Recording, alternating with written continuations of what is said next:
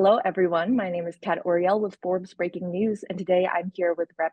Bera of California and Rep. Mario Díaz-Balart of Florida. Congressman, thank you both for being here today. Pleasure. So, Rep. Bera, before I begin, as we were talking about before, I'm from California as well. Luckily, we're both safe in DC now, but my hearts are going out to the families in our home state and your district impacted by the deadly storm. No, absolutely. It was pretty bad this weekend, the rain, the winds. And again, just that's unfortunately becoming the new normal. So our thoughts and prayers are with those families. Yeah, so I appreciate you both taking the time today to talk about your congressional delegation visit to Taiwan last week. So if one of you could speak to the mission of the Congressional Taiwan Caucus, the reason for the trip and its timing, and then from both of you, the biggest takeaways that you learned. The interesting thing about first place, this caucus, it's a bipartisan caucus. It's the largest caucus in the House of Representatives. And there's 4 co-chairmen, 2 Republicans and 2 Democrats. Frankly, while there's a lot of battles and you keep hearing and reading, sometimes, rightfully so, about some of the divisions in DC, there's very strong support for Taiwan. There's always been very strong congressional support for Taiwan. I would argue that the special relationship between the United States and Taiwan is really because of the United States Congress. And so they just had an election, which is always a beautiful thing, I think. And so actually the 4 co-chairs were going to go, 2 because of things that come up in scheduling, we're not able to make it at the last minute. But Congressman Bera and I were able to go, and we met with, frankly, obviously the outgoing president, the incoming president-elect, and the vice president-elect. We met with the leaders of the 2 main opposition parties and others. And it was a very, very, I think, interesting set of meetings. And again, an important time for Taiwan, an important time in the region, but also to show that there is very strong bipartisan support for a strong Taiwan and to maintaining a relationship that has been very, very important for the United States, for Taiwan, and frankly, for the entire region. And I agree with everything that Mario said. The Taiwan caucus is the largest caucus in Congress right now, strongly bipartisan. And as Congressman Díaz-Balart said, it really does start with Congress. So it doesn't matter who the president of the United States is, you have steadfast support from the members of Congress. And it was really important for us to go out as co-chairs in a bipartisan manner to congratulate them on a successful election, a successful show of democracy, and again, just reiterate Congress's support for the people of Taiwan and that basic principle that it really is up to the people of Taiwan to choose their own future. So for both of you, what do you think it is that makes this topic so bipartisan with all the division going on in Congress right now? Why are you able to rally around Taiwan? I think it's a fundamental value of democracy, watching elections, individual freedoms. And, Taiwan is in a tough neighborhood with a big neighbor next to them that is doing a lot of saber rattling right now. Our message to the region, our message to Beijing is the status quo has been really peaceful and prosperous, not just for Taiwan, not just for the region, but also for China. And now's not the time to disrupt that status quo. But when we think about our own country here in the United States of America, it is based on individual liberties and freedom and the freedom to choose your own future. And I think that's attractive because we see that bedrock principle in wanting the people of Taiwan to choose their own future as well. Yeah, I mean, I think he stated it exceedingly accurately. Taiwan is a shining star in a very difficult part of the world. It is a democracy. It shares our values. It's a good ally. It's a strong ally. And so while we have a lot of differences in Congress, to your question, there is very strong support, bipartisan support for Taiwan. One of the things that Emi was saying time and time again during this trip to Taiwan was because we get a lot of questions about the status quo. And I think some of the things, if I may steal this from you, by the way, my friend, is that the United States hasn't changed our position. We haven't changed our policy. We haven't changed the status quo. Taiwan hasn't done anything to change the status quo. Who's trying to change the status quo and who's being very aggressive is Communist China. And so it is important that we stand firm. It's important that we let Taiwan know that they have support from the United States. And the fact that this is a totally bipartisan group led by 2 Republicans, 2 Democrats. But I think I could say rather convincingly, because we talk a lot and we coordinate, is that it's not only that the 4 co-chairs are very close on issues dealing with Taiwan, but the entire caucus. And it's a beautiful thing to see the coordination, the level of coordination that we have. And I think it just shows you the strong level of support that there is for a strong Taiwan that can make its own decisions. We're not here to tell Taiwan who they should elect, who they should vote for. It's up to the Taiwanese people to make that decision. They've done so in this last election.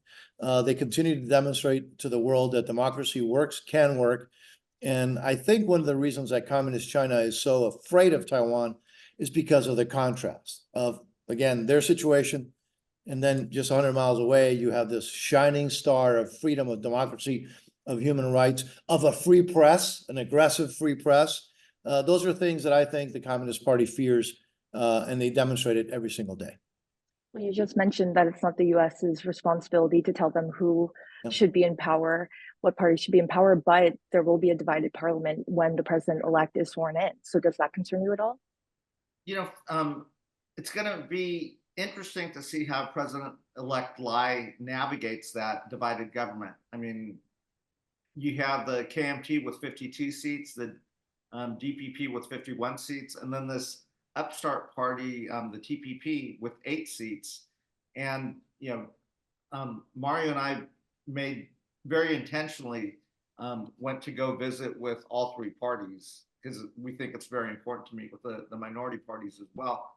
It remains to be seen. I'm hopeful on issues of national defense, defense of the island, on issues of international relations, that they'll be united. I do think there'll be some differences on domestic policy issues, and that remains to be seen. Yeah, and that would be my hope as well. That would be my hope as well, that at least on issues having to do with their relationship with the United States, international and foreign affairs, that they are unified in those issues, and that politics again don't go beyond their borders. But again, it's up to the Taiwanese people to decide their fate. Mm-hmm. And speaking of topics that relate to the U.S. and the relationship with the U.S., I was reading an article that you both did with the AP, and Rep. Bera, you mentioned trade. I'm curious how you both view Biden's record on trade so far and how Taiwan will play a role in that. I mean, from my end, I was a TPP supporter. I certainly would like to see a more aggressive posture on international commerce, trade.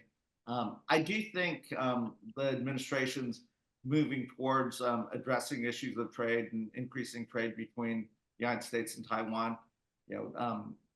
Congressman Díaz-Balart can talk a lot more about what he does on the appropriations side, but we took a big vote last week in Congress that addressed this issue of double taxation.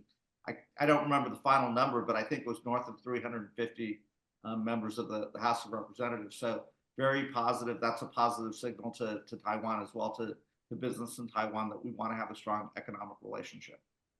And Rep. Díaz-Balart, if you want to weigh in on trade as well. Yeah, no, I agree with him. Look, I think free trade with free people is good for everyone. And again, when you're dealing with Taiwan, it's a democracy. By the way, it's a very vibrant democracy. It doesn't take long when you're there to see like how vibrant it is, political parties, freedom of press, etc. And so they have all the challenges of a democracy, those beautiful challenges, right? That is sometimes ugly, but it's the best system ever devised. And so we got a lot of questions about this double taxation issue while we were there. The bill had not passed yet, as my friend and colleague just mentioned. It got huge numbers here in the House, and so I think that helps Taiwan and it helps the United States. And to your original question, look, vacuums are filled, and if the United States doesn't lead in issues of trade and issues of foreign policy, unfortunately, that vacuum is filled. And what we're seeing in most parts of the world is that it's filled by Communist China, something that I don't think is in anybody's best interest. Now, shifting gears a little bit to the news of the day, the Senate released a bipartisan deal last night related to mainly the border, aid for Israel and Ukraine, but a little hidden in the bill, but there is some security funding for Taiwan and replenishing American weapons sent to Taiwan. So I'll start with you, Rep. Bera. Can you speak to your thoughts on the bill? Do you fully support it, or is anything in the bill you'd like to get more clarity from the Senate on? Yeah, I certainly we're going through the bill. We're going to meet with Senator Murphy, I think tomorrow or on Wednesday morning, when he comes over to talk about the border portion of the bill. But I think all four components are national security issues. We've got to support the people of Ukraine in their fight against Vladimir Putin. We have a hot war in the Middle East, and we should support our ally in Israel and make sure we contain that issue. We're trying to avoid a conflict in Asia, and that's why the funding for the Indo-Pacific is incredibly important. And we have a national security issue on our southern border, and that's why getting something done on our southern border is incredibly important. I hope we can, take up a bill that's comprehensive, that addresses all four of those urgent issues, and we'll go through that bill. But right now, I'm pretty favorable to that bipartisan bill. And Rep. Ballard, I'm just curious, what are your thoughts on the bill, especially as the primary sponsor of HR 2? Do you think HR 2 is still the only acceptable piece of legislation that we should take on the border, or is there some agreement with the Senate bill at all?